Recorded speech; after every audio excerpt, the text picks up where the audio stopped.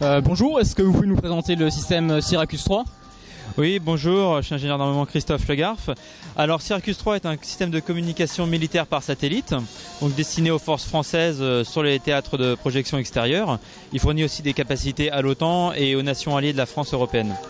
Donc en fait, le système Syracuse 3 est composé de deux satellites, donc lancés en 2005 et 2006. Ce sont des satellites géostationnaires qui couvrent depuis l'Amérique du Sud jusqu'à la côte ouest de l'Australie.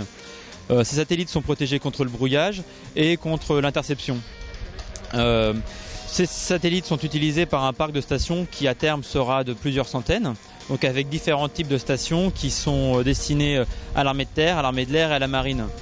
Cela va des stations donc, de type Manpack, donc portable à dos d'homme pour les commandos et les forces spéciales, qui font dans les 13 kg, jusqu'à la THD, donc il a l'antenne très haut débit, qui a une antenne de 5 mètres et qui peut faire plusieurs dizaines de mégabits par seconde.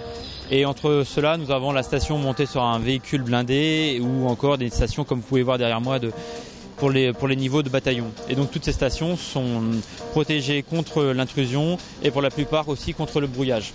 Donc ça permet d'avoir des moyens disponibles en tout lieu et en tout instant sous la couverture Syracuse. On parlait aussi d'une coopération avec l'OTAN dans le cadre de Syracuse, donc de location des capacités du satellite.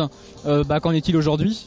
Oui, en effet, la France, donc avec Syracuse, alliée avec les Italiens de Sicral et les Anglais de Skynet, donc ont remporté il y a 2 ans donc le contrat NATO 5, qu'on appelle aussi NATO Post 2000, donc qui fournit de la capacité en bande X et en bande UHF à l'OTAN pour ces opérations, et notamment à l'heure actuelle en Afghanistan, Syracuse est le moyen de communication par satellite de l'OTAN.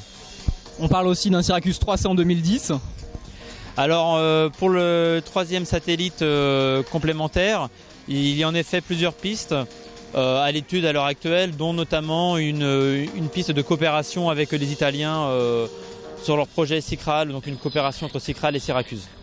On voyait tout à l'heure qu'on préparait déjà le futur d'Hélios avec Musis. Qu'en est-il pour Syracuse? On pense déjà à des évolutions?